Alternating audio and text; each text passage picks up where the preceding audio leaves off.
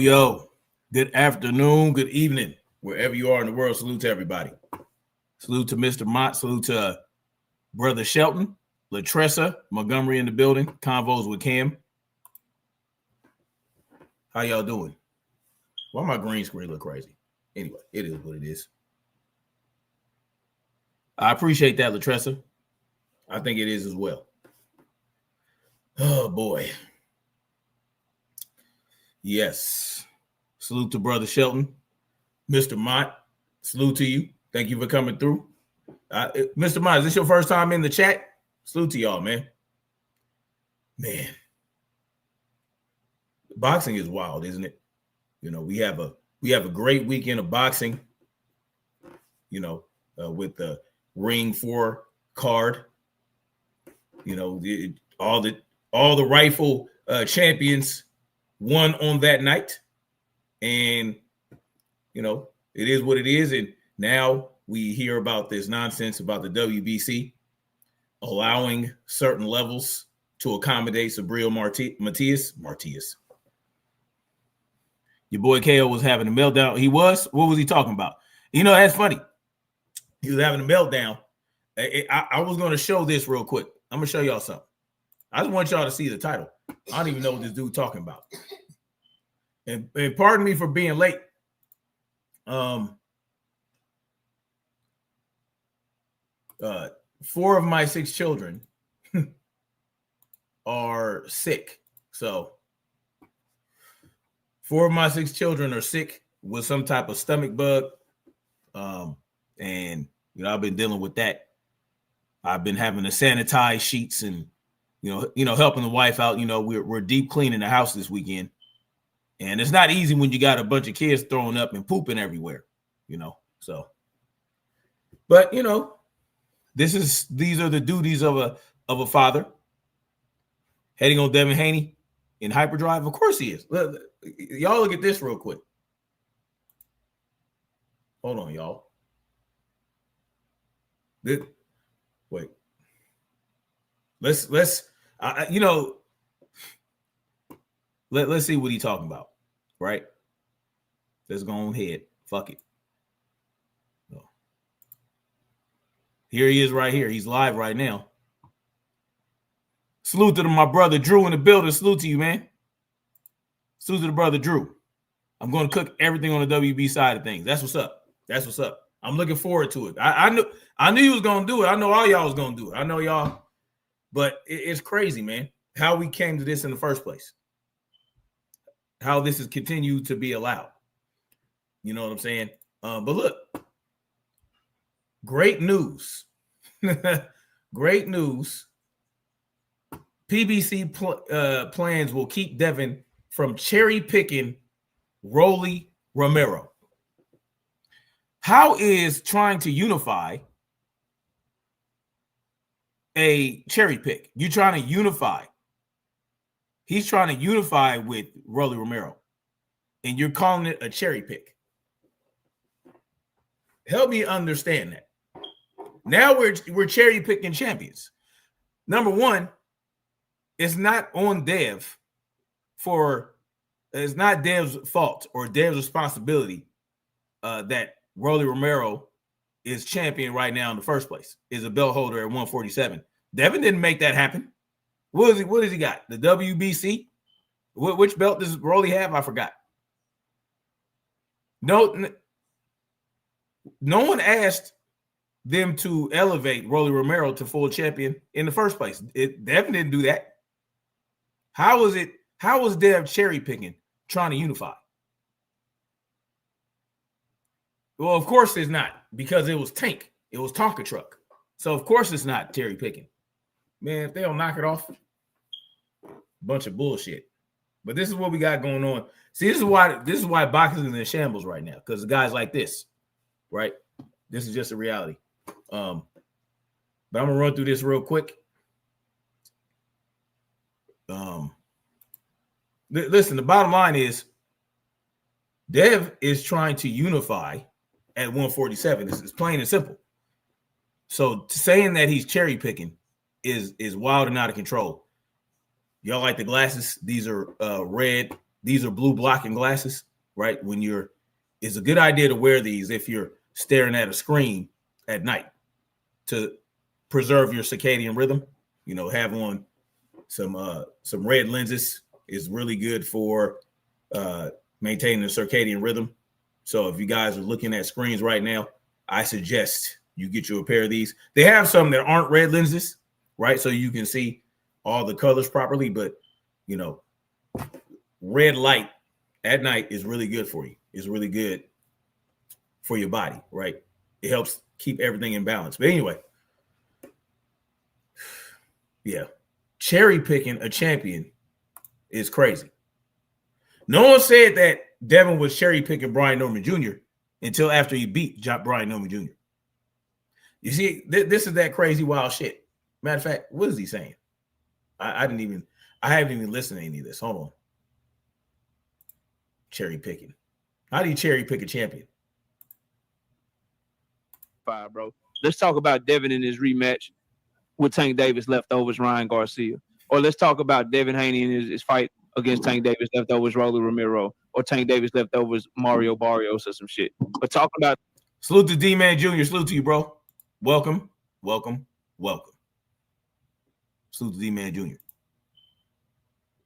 Tank and Devin at this point in their career is stupid. Tank got too much work to make way more sense. And the fact that we're talking about Tank Davis giving away his leverage to go where Devin Haney make way more sense. About Tank and Devin at this point in their career is stupid. Tank got too much work to make way more. But talking about Tank and Devin at this point in their career is stupid. Tank got too much work to make way more. What? talking about Tank fighting anybody is stupid because Tonka Truck is going to be fighting for his freedom in the court of law, for what I understand, supposedly. What are we talking about? Devin ain't thinking about Tonka Truck. Devin is not thinking about fighting Tonka Truck Davis right now. More sense. And the fact that we're talking about Tank Davis giving away his leverage to go where Devin Haney would want him to go.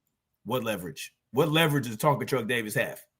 What leverage did Tonka Truck Davis have against Jake Paul? Not in there, not a bit. Not in there, not a bit. Tonka Truck Davis is not the money man in the sport of boxing. You know who the money man is? Turkey Al Sheik. You know who the other money man is? Jake Paul. There are no other money men in the sport of boxing right now. So what leverage does Tonka Truck Davis have? Except for leverage of a young lady's arm as he's hauling her out of the bottle service area. What leverage is he talking about? The delusion of this asshat knows no bounds. Salute to my brother Snoopy Mac in the building. Salute to you, bro. Salute to my man Snoopy Mac. This man is delusional. Lets me know everything I need to know, bro. That's not even a conversation that need to be had right now, bro. Didn't you say the same thing at 140? Say You what? remember last time Said the same I thing said when he every was at time you 140. I'm gonna continue. Even Yes, the last- bro. Like it makes no sense. Like, what is the most important thing that you think Devin cares about the most going into a fight, or Tank cares about the most going into a fight? It's weight, right? Devin wants Davis the size wants advantage in people- every fight. Tank Davis. Man, shut the hell up. Wait. Now he knows what's important to Devin. This man knows what is important to Devin now? All right, man. He has no leverage when it pertains to Devin at all whatsoever. Anyway, let me show y'all this real quick. This shit is crazy as hell. Salute to Dante Russell. Salute to you, bro. Thank you for the $2 super chat. Thank you so much. Thank you. I appreciate the support. Now, this dude. So what do we got going on? This man, Subriel Matias. Why do I keep calling him Matias? Whatever. Fuck this dude. Subriel Matias. Obviously, Pop's dirty, right? But what are they saying? What are they saying about Subriel popping dirty? Well, they're saying Subriel Matias Ostarine levels below threshold.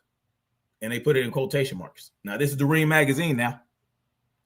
The title defense could yet proceed January 10th, says NYSAC. So salute to my brother Blue Blood, who reported that the WBC will be raising the allowable amount, the allowable limits. They'll be raising that according to Blue Blood. And I have no reason to not believe Blue Blood because he's been extremely credible throughout his YouTube career. I believe that. But now this isn't about the WBC. He don't know what's important for it. He don't know shit. He's still hanging on to Tonka Truck Davis. That's why he's talking about Devin and Tonka Truck in that manner, as if Tonka Truck is even concerned with being an active fighter right now. But look at this. NYSAC. Who else popped dirty under this commission? Who popped dirty in April of 2024 with this same commission? Think about it. Now, Subriel Matias was tested by VADA. VADA does not allow any amount of Ostarine, if you guys are aware. So, but it's not up to VADA to administer any consequences or punishment as a result of a positive test. Right? If you are tested under VADA, they do not allow any amount. Or I think it's actually the other way around. I thought, wait a minute. No, yeah. So all the VADA is doing is letting the commission know, the fighters, and all the involved parties know what the results are, right? So they will report any level of Ostarine. And I thought New York State Athletic Commission didn't allow any amount at all whatsoever. That's what I thought. Nevada does. But we have to understand that Ostarine is a completely synthetic. It's synthetic completely. It's not natural. Your body doesn't produce Ostarine at all. It's synthetic. So why would anybody allow? You can't find it in tainted meat, and it's generally not found in tainted supplements like other performance-enhancing drugs can be. Yes, according to Blue Blood, they are raising the allowable amount, right? They are raising, yes, and Ryan Garcia tested positive with the New York State Athletic Commission and VADA. Yes, he had 6 total tests pop dirty with the New York State Athletic Commission and VADA. So, Matias delivered an adverse analytical finding November 9th following a VADA test. Under World Anti-Doping Agency guidelines, Ostarine is classified as a non-threshold substance. Non-threshold, according to USADA guidelines. I'm not USADA, WADA. WADA, the WADA. Ostarine is classified as a non-threshold substance.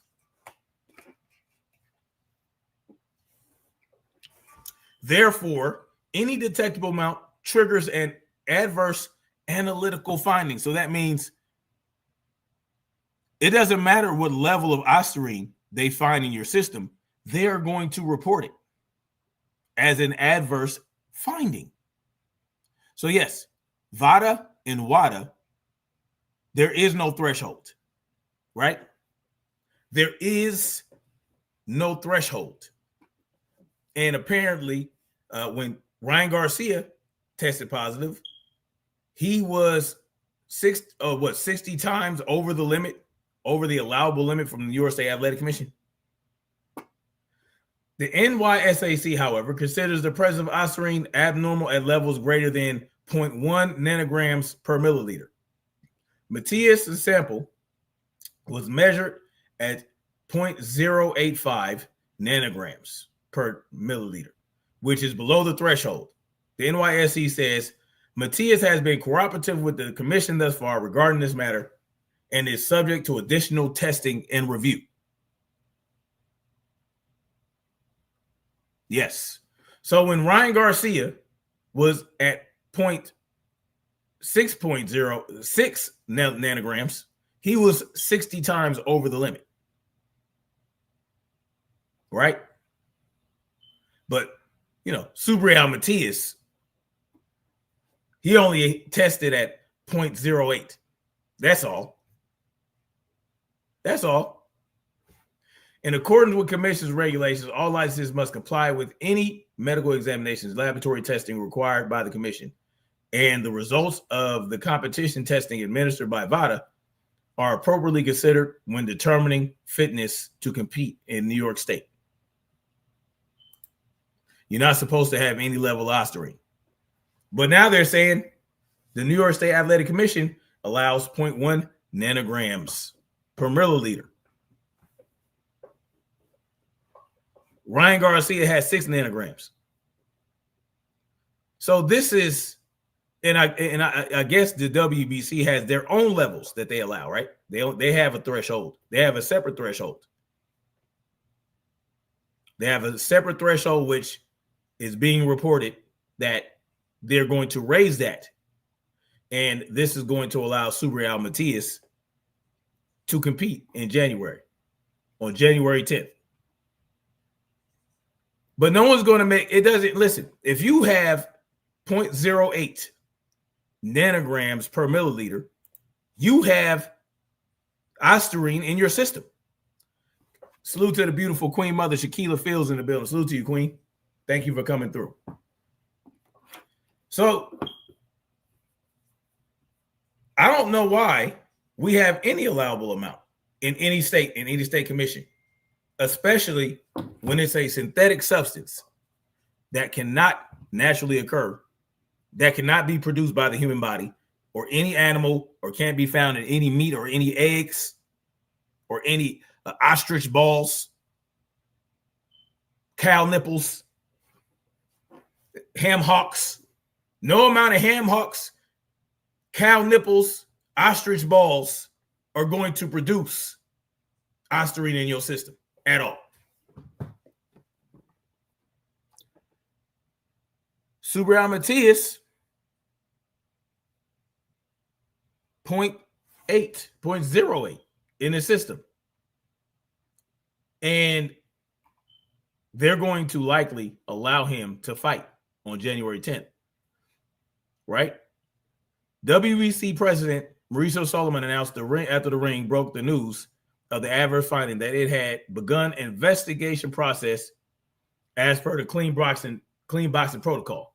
I've spoken to our champion, Subriel Matias, Subriel, and his promoter, Juan Arango, and they have expressed their absolute availability and cooperation as the process unfolds. You cooperating.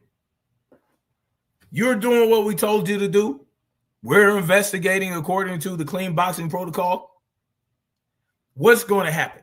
Well, Subriel Matias is going to fight January 10th. Absolutely. Absolutely. And the usual suspects, they'll brush it off. They'll act like it's nothing. Right? WBC will, they raised the allowable limit. No big deal, right? It's just Ostarine. It's just Ostarine. It's just 0.08 nanograms per milliliter. That's all. Right? Subriel, it wasn't a whole lot. It's evidence of performance-enhancing drug use. Salute to Mr. Mott. Thank you for dropping the $5 super chat. I appreciate you. Thank you, Mr. Mott. The OG Mr. Mott in the building. He says, at this point, if I were Barrios, I wouldn't even continue negotiations with Ryan without a current clean VADA test. He can't be trusted at all. Absolutely not. He can't be trusted. He needs extremely stringent testing. I agree with that 100%. Every fighter does. We back cheaters. Exactly. Brother Shelton. So, well, this is evidence of Subriel with his 0.085 nanograms. This is evidence of PED usage. This is evidence of SARMs usage, right? But it's under the threshold in New York State. And the New York State Athletic Commission, you can have 0.1 nanograms. Why is it that you can have 0.1 nanograms in New York? This is why I say no repercussions will be coming at all. He'll fight on January 10th. He'll make his bread. You know what I mean? He'll go on. Yes. And then what does this say? England Smith is the number 7 junior welterweight. He was installed as a slight betting underdog versus Matias in a virtual coin flip. Matias' lone defeat came in on June 2024 against Liam Parle via unanimous decision. Right? Now, Ostarine is the same banned substance Ryan Garcia tested positive for.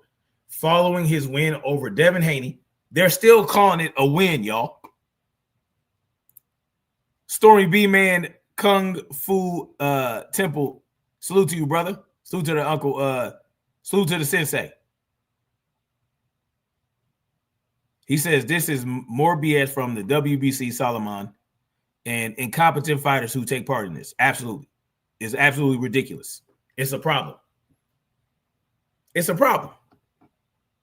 They're still calling Ryan Garcia what they're still saying Ryan Garcia won against Devin Haney after he tested positive. After he tested positive, they're still saying, oh, yeah, it was a win, right? What repercussions in reality did Ryan Garcia even suffer?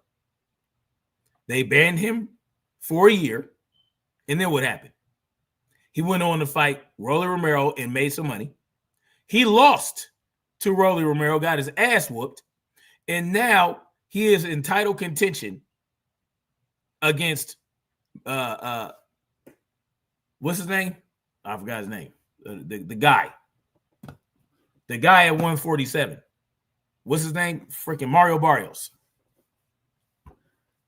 What is going on?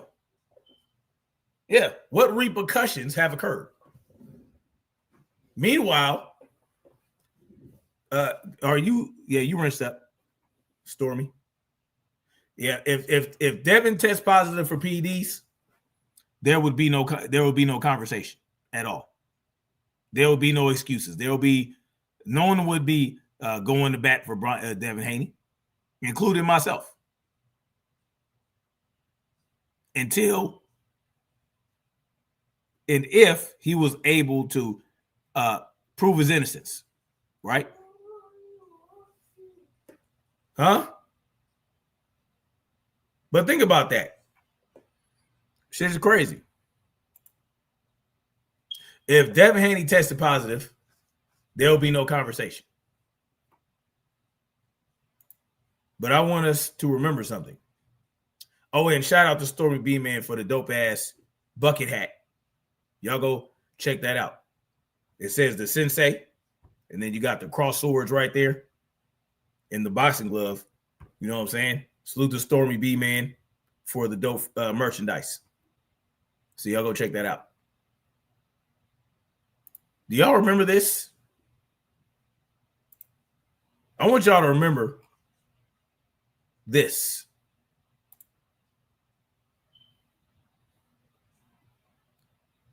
Boxer Maxim Dadashev dies after bout with Subriel Matias.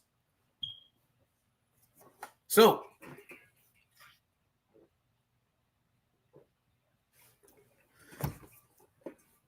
boxers die in the ring even when they're fighting opponents that are clean. Right? Salute to Story B Man. He says, don't forget Romero should be thanking the Haneys for they made Garcia enroll in the anti-doping program for the New York card. Now he's going to be free. Yes.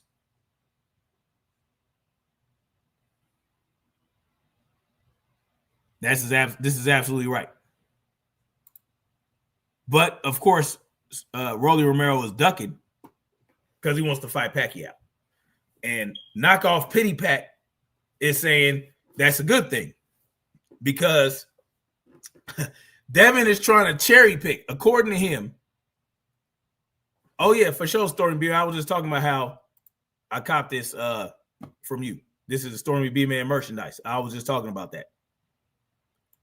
Mr. Ma says, yes, like it was yesterday. Anthony Latham says, now you can question if Matias was clean in that fight. Salute to you, brother. Yes, why not? He killed it. Isn't Subriel Matias is what? 22-1? Or 23-1 with 22 knockouts? Now we discover that he popped dirty for Ostarine. And this man killed someone in the ring. Killed this man. This man died fighting Subriel Matias. Russian boxer Maxim Dadashev died on Tuesday as a result. Now, this was in 2019. Right? This happened in 2019. This article is dated July 24th. But no, when did Manager Marty talk about this? Has Manager Marty talked about this? Isn't he the guy who first started to shed light on performance-enhancing drugs in the sport of boxing? When did he talk? No, he's too busy talking about Devin being on Snack, talking about Victor Conte, talking about Terrence Crawford being on Snack. Yes? Can I have another pudding? You can have a little bit. Now, yes.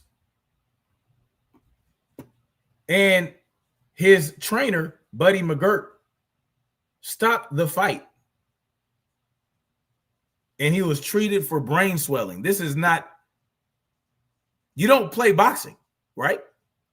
Salute to Dante Russell for another super chat. Thank you so much. He said, so Rolly wasn't a cherry pick when Tank beat him. Of course not. Wait, did I read that? Of course not. No. It's only a cherry pick. And I want y'all to understand why this is a cherry pick now. Why Rolly Romero is a cherry pick for Devin Haney. Because now we know, and Devin was able to demonstrate how much of a dog and what a great boxer he is. What elite level boxer Devin is. And so everybody's going to be a cherry pick. Oh, Hansi, what's the problem?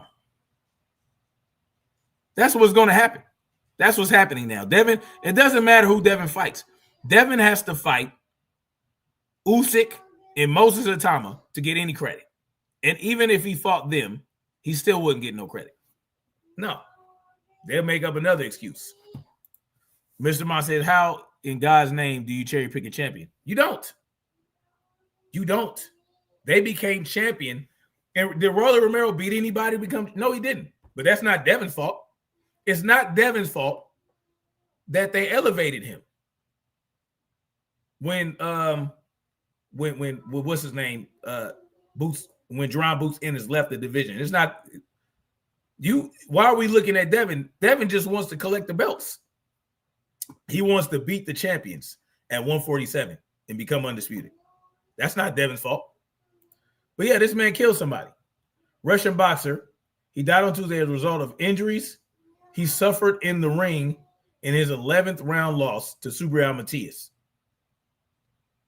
McGirt stopped the fight. Yes. Subriel Matias killed somebody in the ring. And now he's popping dirty for Ostarine. Right. That's okay. Now he's popping dirty for Ostarine. Okay. Okay. Well, where does it mention that in the Ring magazine? Does it mention that Subriel Matias previously killed someone in the ring? Let's see. No, it doesn't look like it. They're talking about Lucian Bute testing positive in 2016 with Ostarine, following a draw against Badu Jack. Yeah. Oh, did Mike Coppinger write this? Looks like it. Why didn't he talk about Subriel Matias killing another fighter in this motherfucking in this article? Wouldn't that be relevant information? Right? Wouldn't that, as a journalist, if you had any journalistic integrity and you were aware that Subriel Matias killed someone in the ring previously, and then you find out he pops dirty for Ostarine, a performance-enhancing drug, wouldn't you want to put that in the article? This is why. This is one of the reasons we have a problem with performance-enhancing drug use in the sport of boxing. And when Devin is the victim of this, it's worse because people blame Devin for Ryan Garcia tested positive. It's a goddamn shame, is it not? It's a shame. No, listen, nothing will come of this. He'll fight on January 10th. He'll probably knock this dude out. Nothing will come of it. And then another motherfucker and another motherfucker and another motherfucker will pop dirty. And on it will go unless someone really does something to put a stop to this. And raising the allowable amounts is not going to do that. Raising the allowable levels, like they did for clenbuterol, is not going to stop this. It's going to allow these fighters to push the envelope even further. What did Mauricio Suleiman have to say?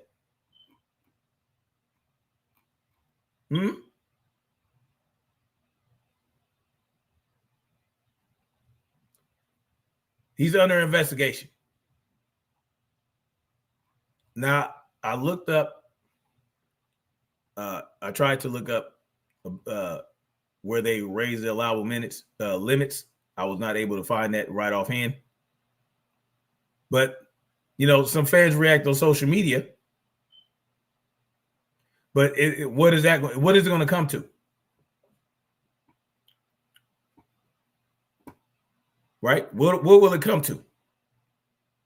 This is a extremely serious matter because we're talking about fighters' lives on the line. They already put their lives on the line. Just boxing in general, just stepping in the ring as clean fighters, they're taking a risk. Salute to Slim Hussein in the building. Salute to you, brother. Ostarine sounds like some powerful stuff. It can be powerful. It's more powerful than people believe. See, they like to diminish. They like to diminish the effects of Ostarine. But I've covered and I've related studies to you guys about what Ostarine can do. There are studies that were performed, research that was done in regards to elderly people and how elderly people was able to, with Ostarine, you had a placebo group. It was a double-blind control study. You know what that means? It's as stringent a study as you can get. You had a placebo group, and you have a group that actually had the Ostarine. And the researchers didn't know who got what until after the experiment, after the research was done. Ostarine is extremely effective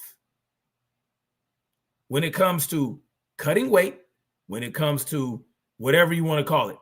When you get older, you start to lose muscle, right? If you're not working out, if you're not exercising, you lose a certain amount of muscle.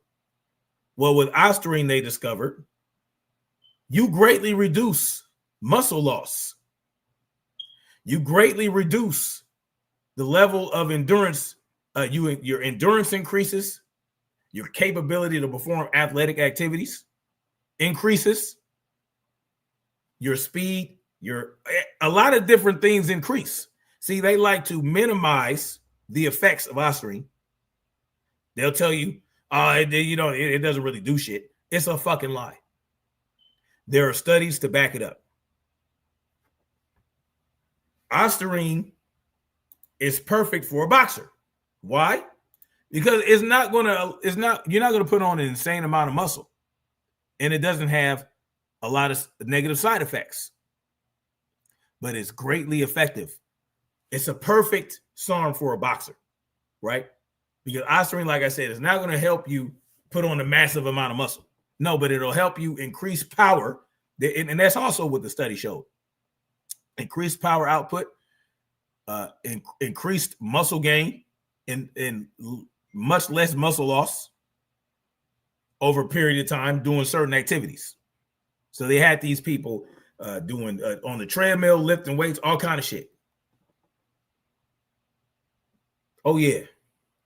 Anthony Lathan says the fighters got to stand up at some point. The fans can only do so much. The WBC should be boycotted and watched from the sport. I agree 100%. And see, when guys like Turki Al-Sheikh come into the sport and then they hand the keys to the kingdom, essentially, to guys like Dana White, to make it a one world order, people start to get upset and wonder why. Right? Turki Al-Sheikh wants one belt per division. So this would be less likely to happen, right? If these sanctioning bodies don't have the power and leverage they have. The reason the WBC is going to allow Subriel Matias to fight on January 10th is because of money. They want their money. They want their bread. They want their 3% or whatever it is. That's exactly why. And that's why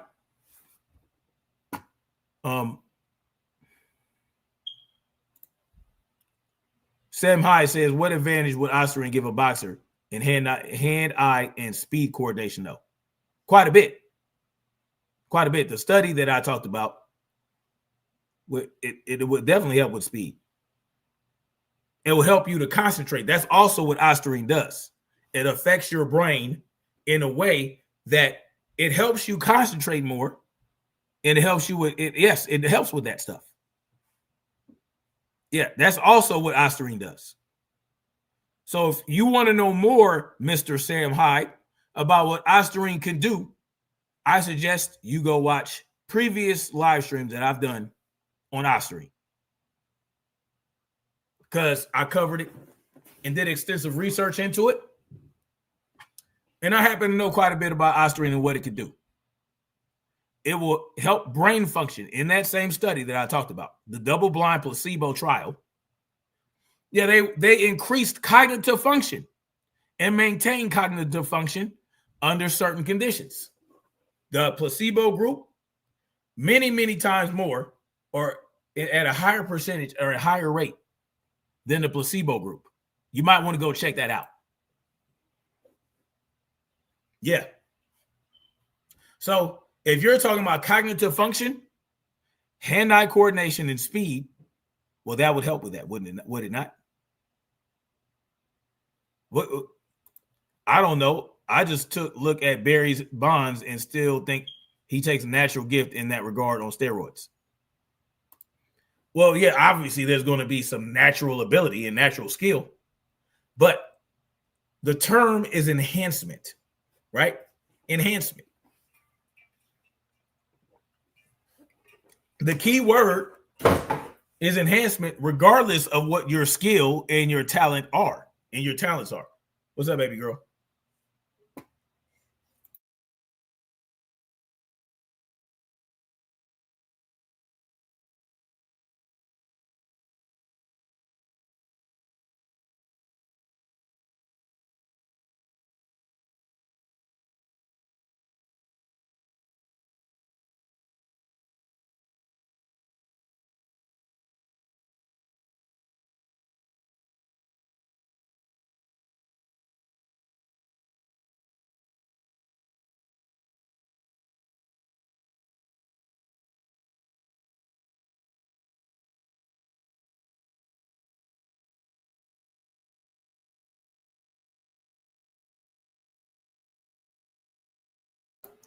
Hold on a second, guys. Hold on just 1 second.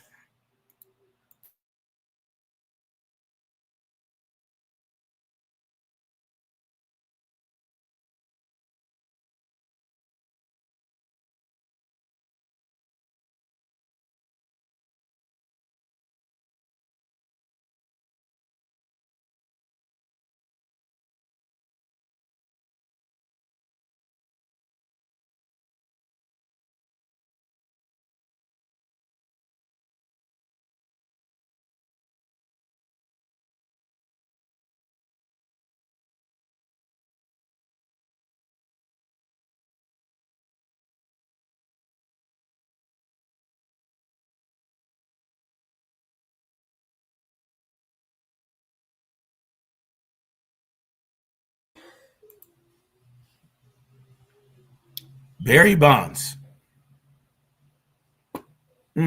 Barry Bonds, okay. Fact of the matter is Barry Bonds was on performance-enhancing drugs. And so, now let's see here. You know, people use when it comes to these performance enhancing drugs, there is a lot of cavalierness around it, right? A lot of excuses, a lot of this, a lot of that. And this is another reason no one really, like Amir Khan got a 2-year suspension, as he should, right? Well, why aren't they getting 2-year suspensions now? Why is it, 12 months? Why is it, well, we'll raise the limit. Why are they doing this? Why is this allowed to continue? Why, they're going to test the waters. These fighters are going to test the water. Subriel Matias is going to fight anyway on January 10th. And then they're going to say, any fighter that wants to use performance enhancing drugs, they're just going, we'll just microdose. We'll microdose over a long period of time, and we'll try to stay under that allowable limit. But again, they'll microdose, and the effects build up. They accumulate in your body, and you get more and more enhanced over time. And then, yes, at a certain point, there are diminishing returns. But if you're microdosing over a period of time, well, then, you're still going to have that much more enhancement, right? And it might be 3%, 4%, 5% of enhancement. You might get a 5% increase in strength and power and speed. It might be 5%, it might be 4%. But when you look at, for instance, when you look at track, when you look at like a 100-meter dash, the difference between first and second place can be less than a percentage, can be less than 5%, can be less than 4%. You're talking about a fraction of a second of a difference between first and second place. Well, if that second place runner says, okay, I got to face this runner the next time, I'm going to take a performance enhancing drug that will give me a 5% increase and enhance my performance by 5%. Next thing you know, in the next meet, that second place fighter becomes the runner, becomes the first place runner due to that 5% increase. So that's what most people don't understand. Microdosing can also lower effectiveness depending on the drug. If you microdose over a longer period of time and it's accumulative, the effects, it builds up in your body. Microdosing, you say, lowers effectiveness. But if you weren't taking the damn thing in the first place, if you weren't using the performance enhancing drug in the first place, there would be no effectiveness to lower. So you're talking about lowering the enhancement, but there's still an enhancement. You see, Edge of the South. This is guys like Edge of the South. People like Edge of the South, Sam Hyde. This is the reason, right? Guys like that who look at it from that lens. Oh, it's not that much of an enhancement. It's just a little bit of an enhancement. Well, they microdose, so the enhancement is not as much as if they were dosing a larger amount. Hold on, guys.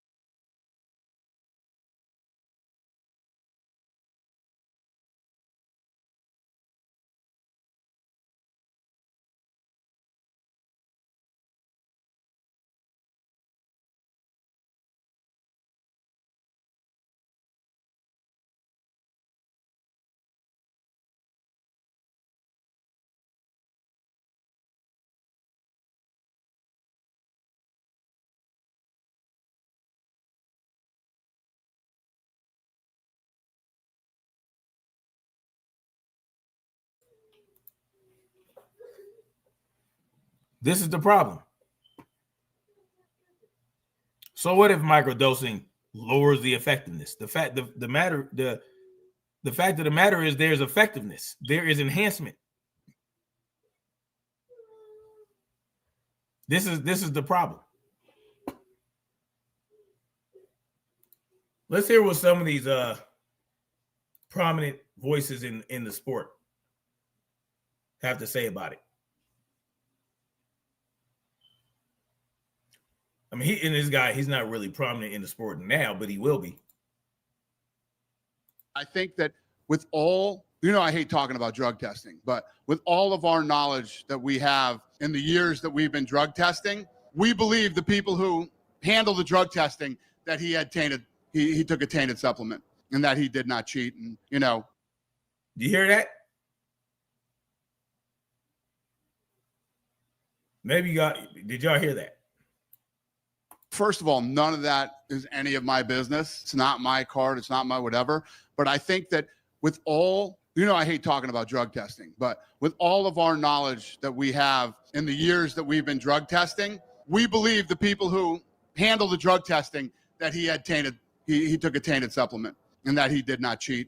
And, if he had the right people around him and had the right, that wouldn't have happened. For all of our knowledge that we have in the years that we've been drug testing, we believe the people who handle the drug testing that he had tainted, he took a tainted supplement. He said the people that handled the drug testing said that it was a tainted supplement. So who handled the drug testing? Who handled the drug testing for Ryan Garcia? Didn't VADA do it? VADA and WADA. When did WADA say that the adverse findings were due to tainted supplements? When did that happen? Who said that?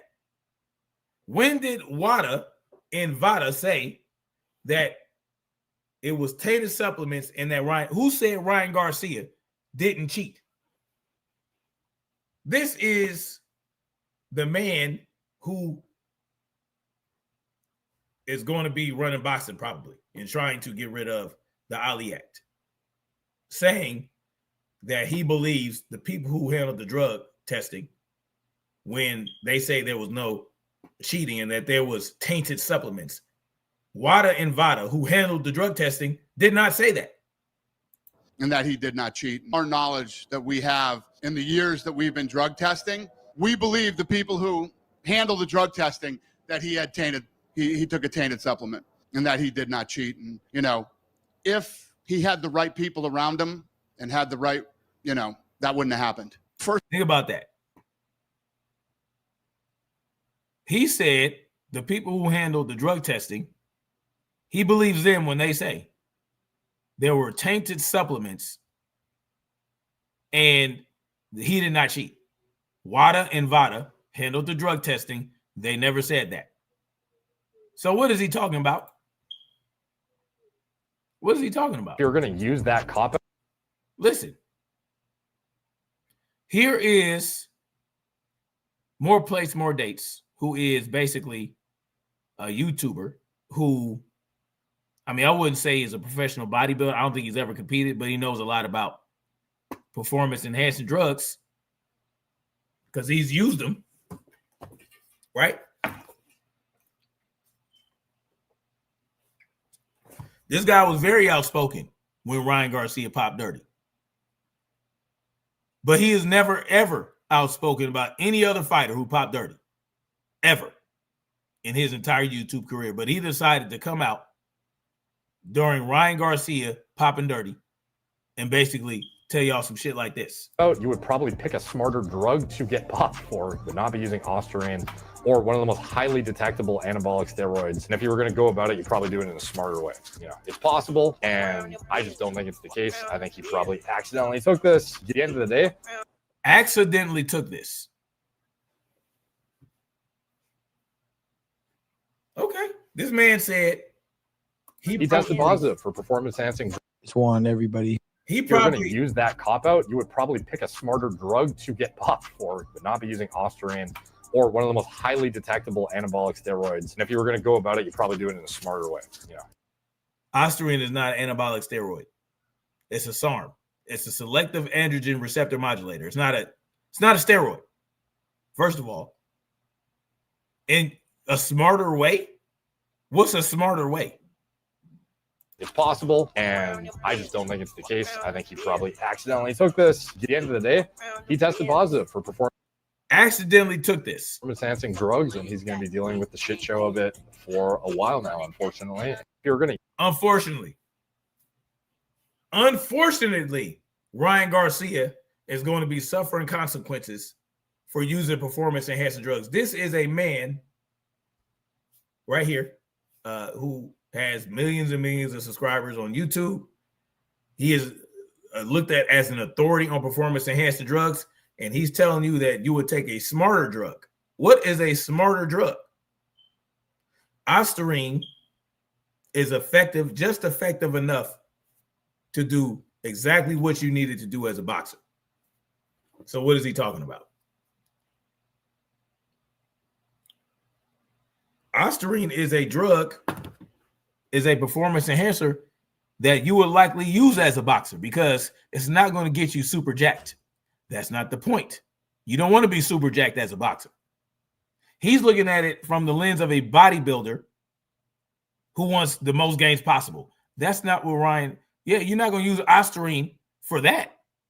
You're going to use Ostarine alongside other performance enhancers, kind of like to help augment the other enhancement drugs you're using if you want to be a bodybuilder. And if you don't, yeah, as a bodybuilder, it wouldn't be a very smart drug to take alone. But he's not a bodybuilder. He's a boxer. It's a completely different thing. But again, this is why no repercussions ever really happen. And less and less repercussions will happen more and more in the future. In the future, you will see more people popping dirty and barely nothing will happen to them because of this type of shit going out there. See, all those people that will come to these channels and say, oh, Ostarine don't do shit. It doesn't help you. It doesn't do this. It's not this and that. It doesn't really enhance your performance. It didn't make him miss the left hook and all this bullshit. It's because of people like this. This is why. use that cop out, you would probably pick a smarter drug to get popped for, but not be using Ostarine or one of the most highly detectable anabolic steroids. And if you were going to go about it, you probably do it in a smarter way. You know, it's possible, and I just don't think it's the case. I think he probably accidentally took this. At the end of the What gives him that impression that he accidentally took it? The ashwagandha? This is what we're dealing with. Just warn everybody. That's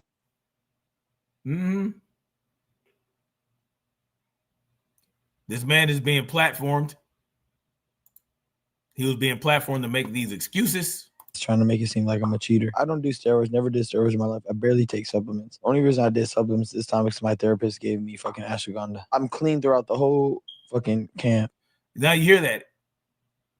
The only supplement he took, according to him, because of his therapist, was ashwagandha. Did he say super carbs? Did he mention those other two supplements that he sent to a lab unsealed that had Ostarine in it? And then, but when they went to the lot that these things actually came from, there were zero positive tests for Ostarine in any of those things. He was on nandrolone. Well, they detected nandrolone in the system, and they said it was bullshit, right? He was probably also on nandrolone, but it was less, right? It was just little enough for them to say, oh, well, we're not going to count that as an adverse finding, right? It is what it is. And then supposedly I pop heavy the day before and after. That's what I don't get. Like, I don't know. I'm not necessarily saying like I'm on your side and like let's defend Ryan and shit, because like I don't fucking know. It doesn't make sense that he would start taking steroids the week of the fight because it has no effect. Just because Ryan popped dirty the day before and the day of does not mean he had just started taking it the week of the fight. No, that means that as he was cutting weight, the metabolites from the goddamn drug, the metabolites that were created from using the drugs to metabolize it were discovered. That doesn't mean that he had only been using it for that week of the fight. That's not what that means at all. That's not how that works. Would have got popped in camp. It's one everybody. No, you wouldn't have got popped in camp. That's not how that works. Right? We would listen. We went through all this, right? Last year, debunking the bullshit. And now Subriel Matias pops dirty. 7,000 of Eddie Reynoso's fighters pop dirty. And mum's the word, right? What's his name? Jaime Munguia, didn't he pop dirty for testosterone? I mean, but he was able to do whatever he wanted to do. He suffered no repercussions at all. He wasn't suspended. And then the other guy, this year, nothing happens. Right? This is where we are in the sport right now.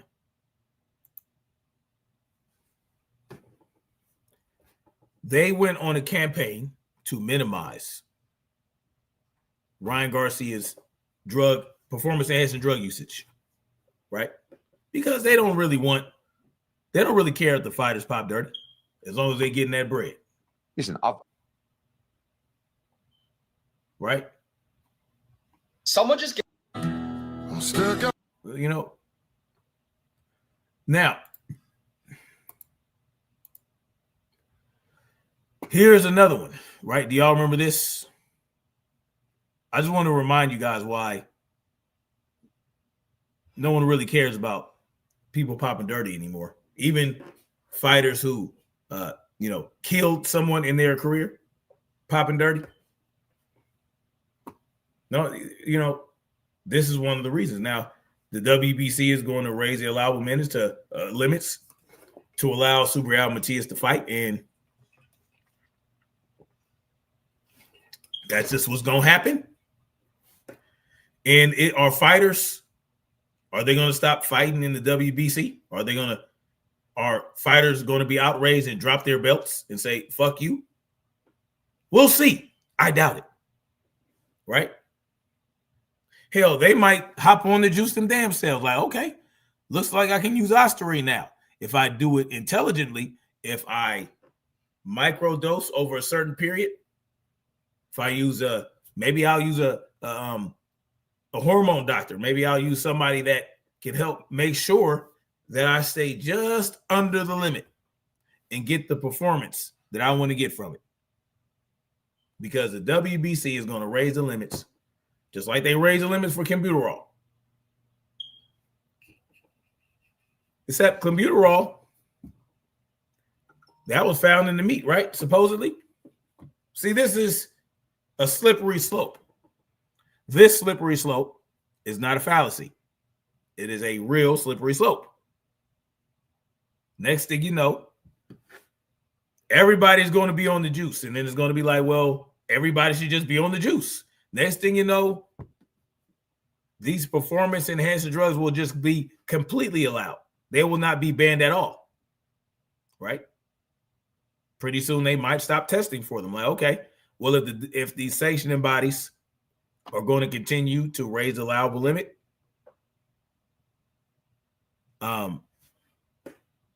Erica Sanders says baseball. Yeah. I don't know if it's I don't know about baseball. I'm not a baseball guy, but it's a slippery slope.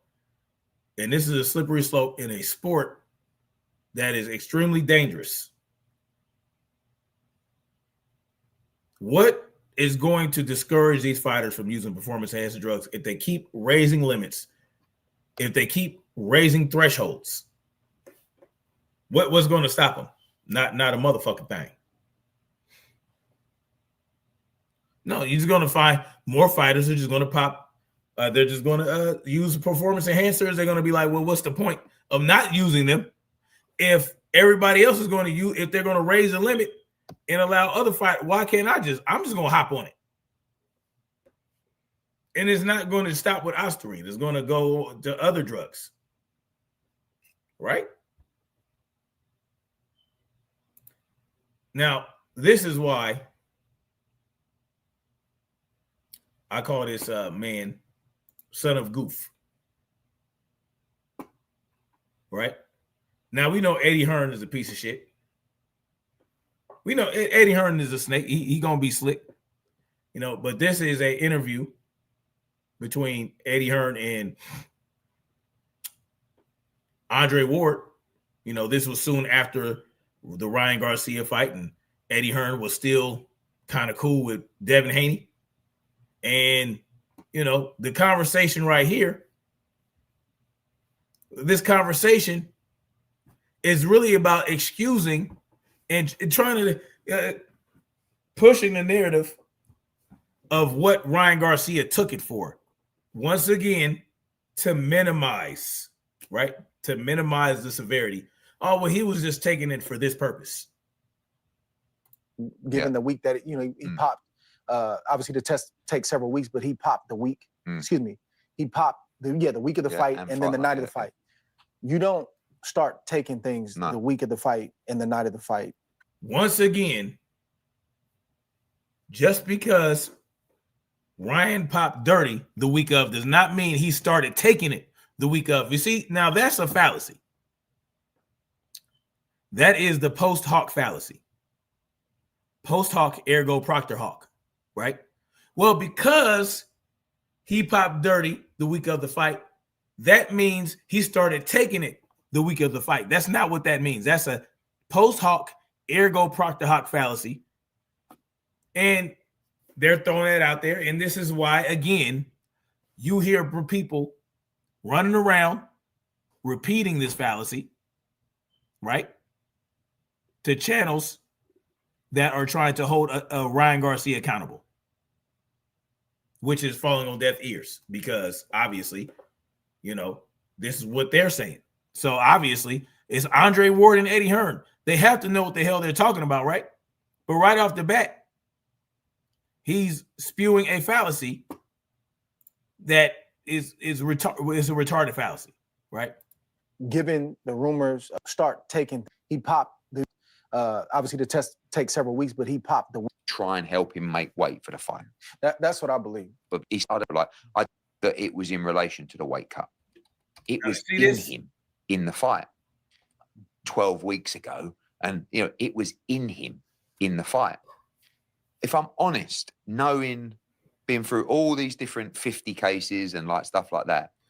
Also, I don't 50 cases. Eddie Hearn is talking about how he was involved in cases where 50 fighters pop dirty. I think it did into what it is. The amounts. There's a lot of bullshit. Tested positive for two substances, right? Yes, for different fights. I know. 50. I mean, listen. So it hit at the same time. Yeah, and it's just like, listen. I've had 50 positive drug tests in my promotional career for different fights. I know 50 positive drug tests in his career, in his promotional career. How it goes down. But this one was just like, and it was obviously then you do your research into what it is, the amounts, there's a lot of bullshit. Tested positive for two substances, right? Yeah. I believe that. Did the second one get confirmed? I don't think it did. No, I think it was just Ostarine in terms of what come back. So, that it was, and one of the horrible things is it was on the night before the fight and it was on fight night. So categorically that it was in his system during the fight. Not they cycled out 12 weeks ago and it was in him in the fight. If I'm honest, being through all these different 50 cases and stuff like that, it would. Why are there 50 cases? under his promotional company, why were there 50 cases of positive drug tests? 50 cases where he had fighters pop dirty. It's something like a pattern, right? Didn't Conor Benn pop dirty? Conor Benn is one of his fighters. He popped dirty. What happened to Conor Benn? Yeah, he fought in the United States and got, he got suspended from UCAD, right? But he just fought somewhere else. That's this man's fighter. Now, I don't know if all 50 cases were his fighters, but he was involved in fights where at 50 cases where he was involved in fights where motherfuckers pop dirty. 50 cases. Lead me to believe that it was in relation to the weight cut.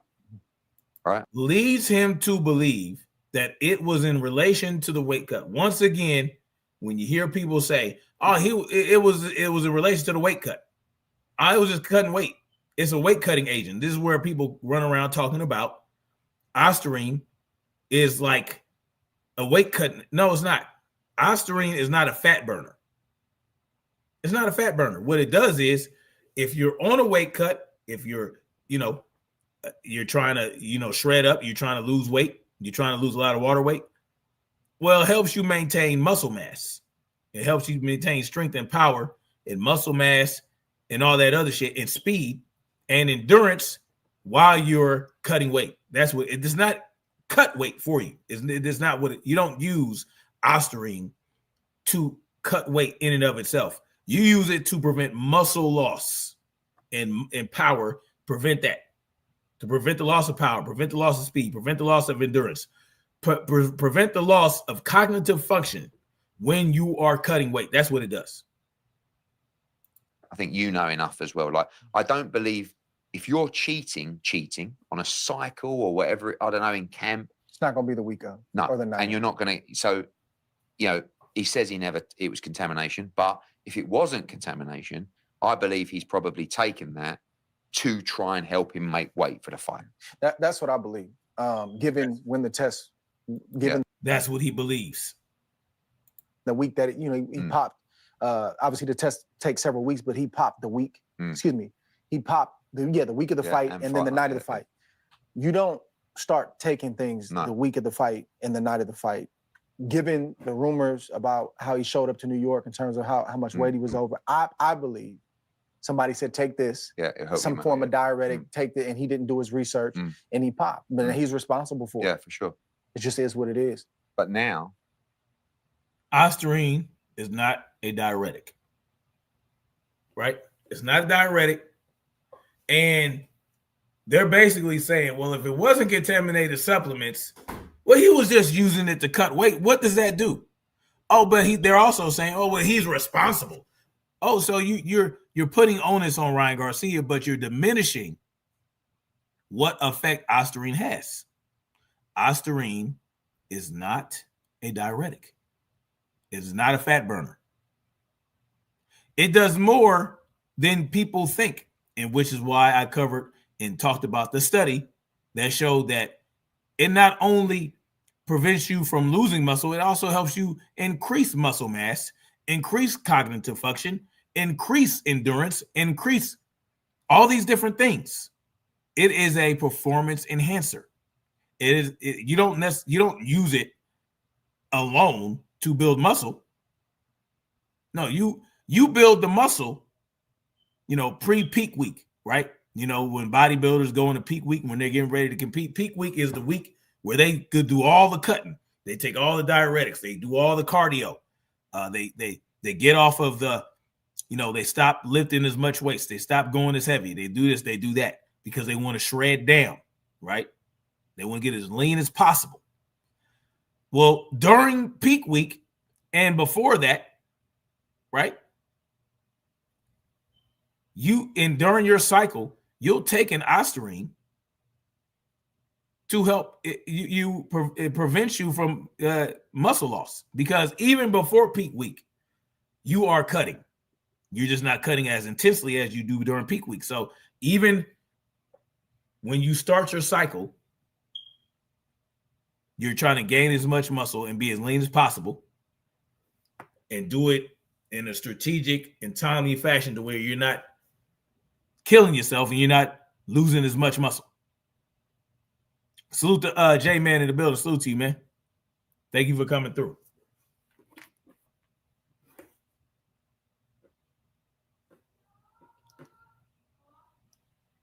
Ostarine is not a diuretic. It's not a diuretic. He's got 12 months, which he probably needs, but only if he uses that 12 months in the right way. He's not slowing down. No, he's stirring things up. Yeah, crazy. Everywhere he can. I mean, I think he called me out a couple weeks ago. Somebody sent me a twist of this dude. Yeah. That's another story. Have you talked to Devin Haney? Yeah, a few times. Yeah. I think he's taking it rough, honestly. Like, you know, it's a tough loss. And again, because of what he went through physically in that fight, and also the world. It's a tough loss. No, it's not a loss. Right? It wasn't a loss. It's not a loss. The guy was on performance-enhancing drugs. Ryan Garcia did not win because he was cheating, right? So in his own little slick way, these two guys, they are diminishing what Ostarine, the effect Ostarine can have on a fighter. At the same time, trying to act like, well, Ryan Garcia should be punished for it, right? But then you say, oh, I think he was just using it to cut weight. It doesn't matter what he was using it for, but that's not what you use Ostarine for. You use diuretics and fat burners. You use those things to cut weight, and you do a lot of cardio. And you do, and it's the diuretics are to drain you of the water weight. Ostarine is not a diuretic. Ostarine is used alongside diuretics and alongside weight cuts, alongside leaning out, you bulk up after a competition, off season, and then once you start getting back in the groove, all right, I'm gonna compete in this thing, I'm gonna compete in that thing. Then you go into your cutting phase gradually, and you take Ostarine and you take your testosterone or whatever you're taking. That's what you do. Ostarine is not. You start using diuretics closer to the competition to shred as much and pull as much water out as possible. That's what was that dude's name that fought Frank Martin? Forgot his name. The Michelle Rivera or whatever his name is. He was taking diuretics. That's a completely different compound.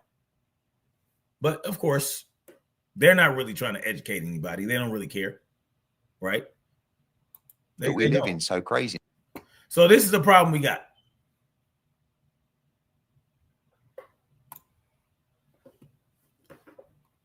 This is the problem we have. J-Man says Ward's hate been showing for some time. He's trying his best not to look like one, but it's there. Oh, absolutely.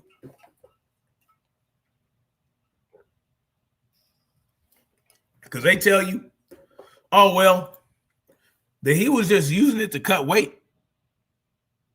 Devin just got his ass whooped, right? He got knocked down 3 times by a drug cheat, but the drugs that the drug cheat used, well, it didn't help Ryan Garcia be faster and stronger and more powerful.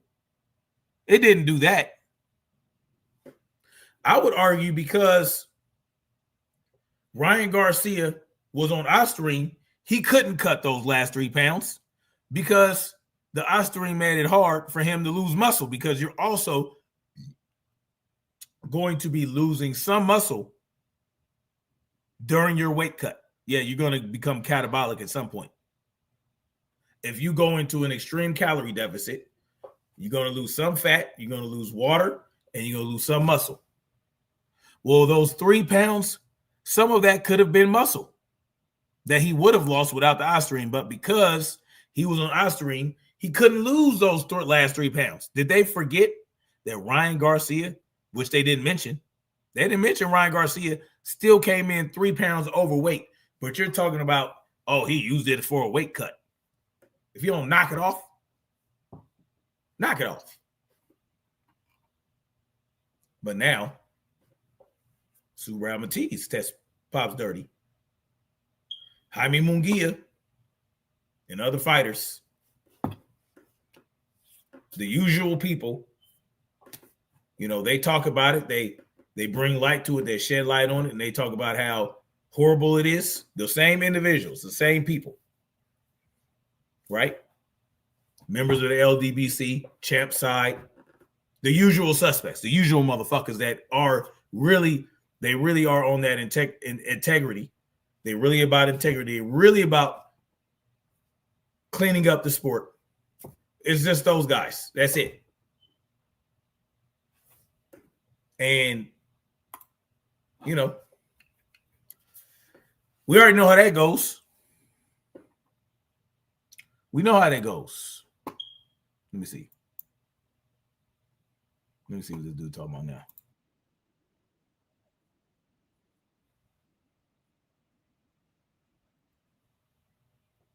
This shit's crazy.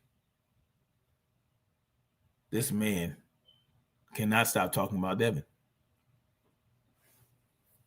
As much as he hates Devin, he loves Devin. As much as he hates Devin, he loves Devin. And now he's talking about where's the Devin from the Kambosos fight. But what I'm saying is, with Sasaki, we saw the same flamboyant fight out of Norman. He knocked the dude memory out of his brain.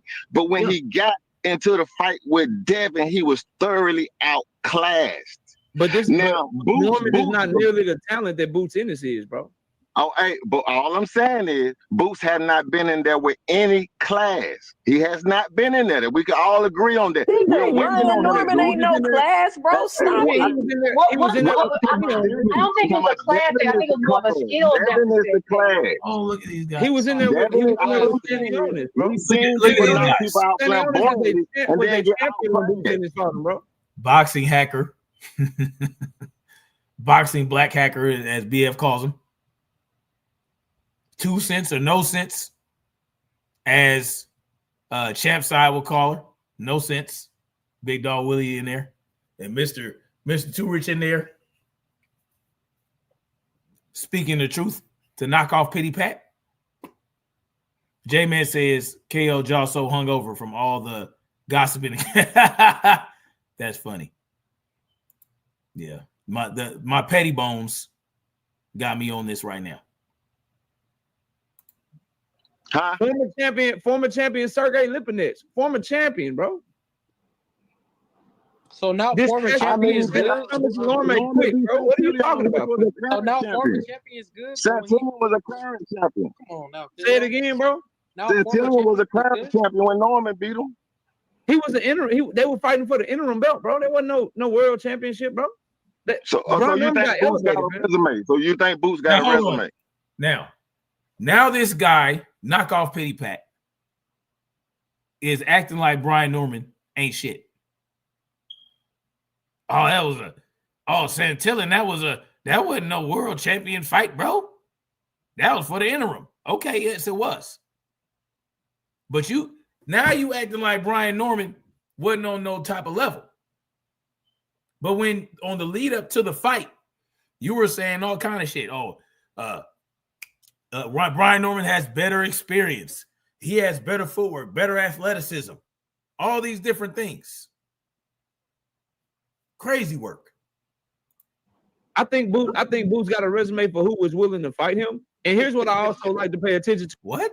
He thinks Boots has a resume for who was willing to fight him. What does that even mean? What does that mean, y'all? I think Boots has a resume for who was willing to fight him. But we're forgetting that Boots decided to go to 154 and take 2 tune-up fights instead of going right to the smoke. But it's who chooses not to. What does that even mean? When it comes to Boots, got a resume for who? Boots got a resume. So you think Boots got a resume? I think Boots got a resume for who was willing to fight him. And here's word salad. Just say no. Just say no. Salute to We Juggernaut Entertainment. Salute to you. Just say no. The answer is no. Why are we? Oh, he has a resume for who's willing to fight him. What does that even mean? You can say that about anybody. You can say that about any fighter. Oh, do you think that do you think Jin Sasaki has a great resume? He has a great resume for who's willing to fight him. The fuck? What and yes or no? Come on, now. People fall for this shit. People think this is an intelligent answer.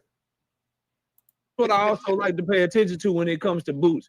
Look at how everyone moves around him, bro. And I'm gonna go to 2 cents because I know she want to get in here. The way that people move around Boots is, nigga, I need my highest payday to fight you. I'm gonna duck you anyway. He got to send out 4-5 offers before somebody actually take the fight. Niggas is don't want to unify all of a sudden. They don't want to do nothing.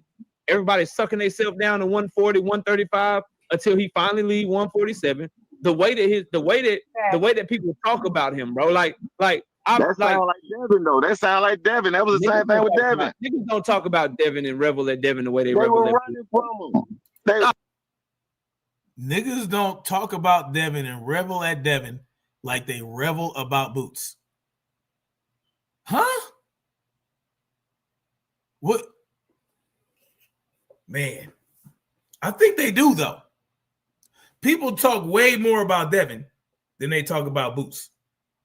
Who revels? Yeah, there are certain people that revels about Boots, but at the end of the day, Boots has not stepped up the competition enough to get any true reveling outside of the people that rock with Boots because they're from Philly or, whatever the case may be.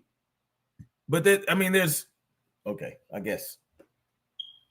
Nobody running from no Devin too, Rich. No one's revving. Ain't nobody running from no Devin. Boots ran. Well, I don't want to say Boots ran from Devin, but T.O. ran from Devin. Ran from an $11 million payday. Tonka Truck Davis ran from Devin. Oh, they did.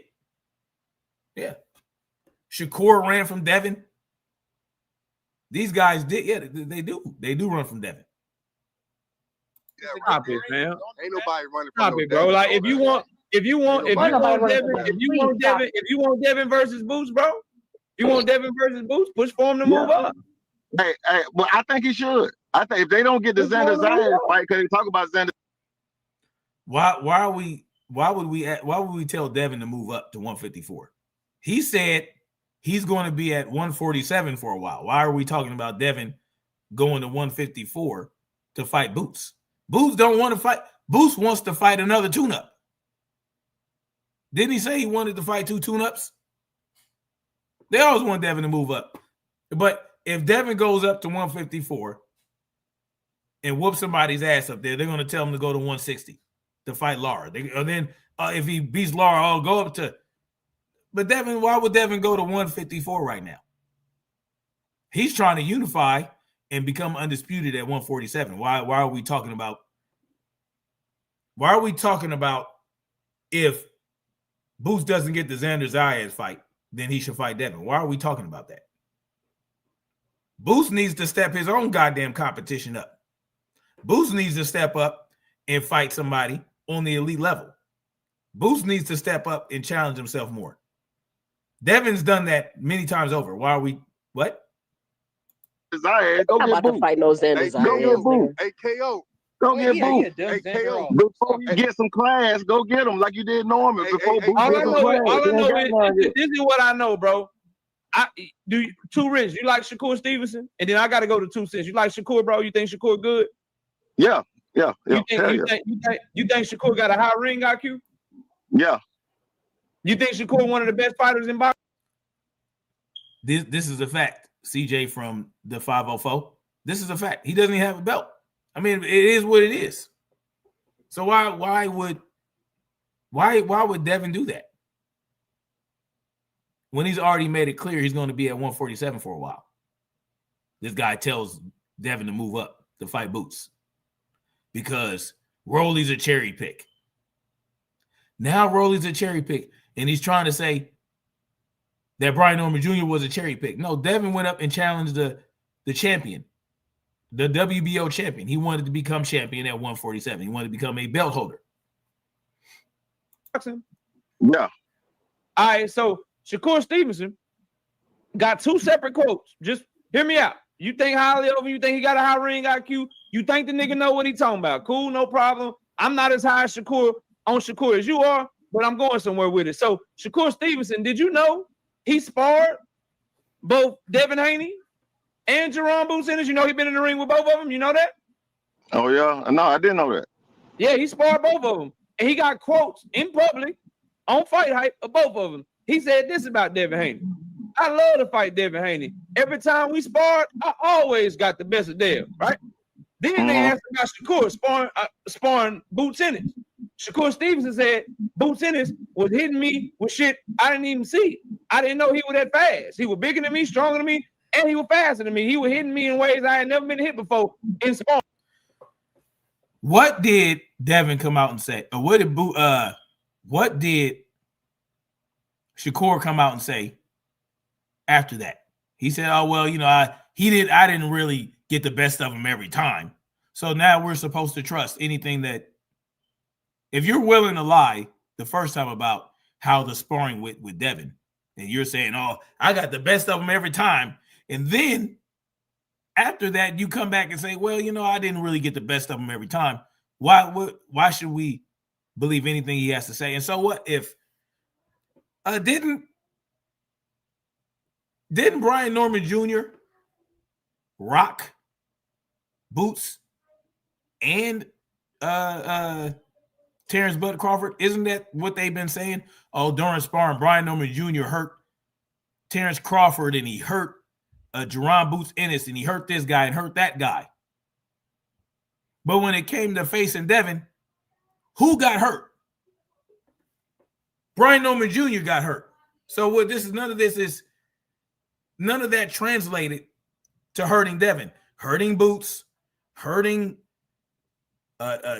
Terrence Crawford, none of that translated for Brian Norman, did it? This is sparring we're talking about.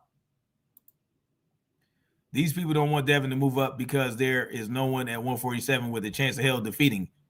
Oh, yeah. Well, you know, that's the reality. Brian Norman was clearly the most dangerous man Devin could made it look easy. Well, I don't believe Brian Norman Jr. was the most dangerous at 147, in my opinion. And in previous live streams, I talked about why, and I showed why that's not really the case. I think there are guys up there that are better than Brian Norman Jr., right? That could give Devin a little bit more problems than Brian Norman Jr. did. So as I said, niggas don't talk about Devin the way they talk about Boots, bro. So why he ain't do that? What way do people talk about Boots that they don't talk about Devin? Karen. Because obviously Karen is a good fighter. What is wrong with y'all? Hey, KO. 2 cents. You go ahead. Go. Let me say this real quick. Go ahead, 2 cents. I really don't be understanding y'all, man. It really don't be making no sense. Y'all swear Devin Haney be running to the smoke, but y'all fail to mention that he bumped into a couple of mirrors on the way. Like I keep saying. What? Bump into a couple mirrors?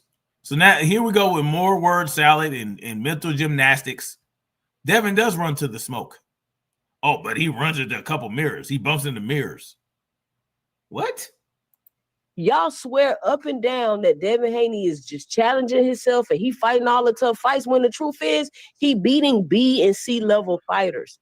But according to y'all, he's beating B and C level fighters.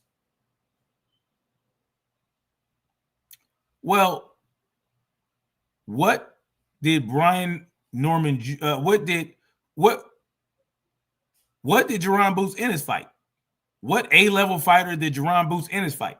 What A-level fighter did Tonka Truck Davis fight? What A-level fighters has any of these guys support? Who are they? What A-level fighters have these people fought? Shakur. What A-level fighter has Shakur fought? I can tell you an A-level fighter Devin fought. Lomachenko.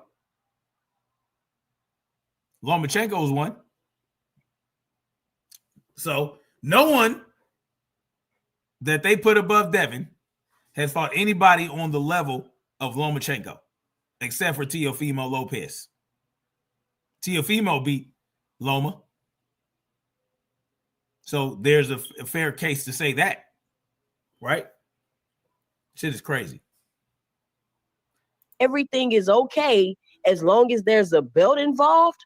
So do y'all want to see the everything is okay as long as there's a belt involved? As long as there's a belt involved. So now we're saying, well, if Devin goes to a division to fight a champion to get belts so that he can unify and become undisputed, now we're saying, well, you're not supposed to fight the champion in that weight class that has that belt.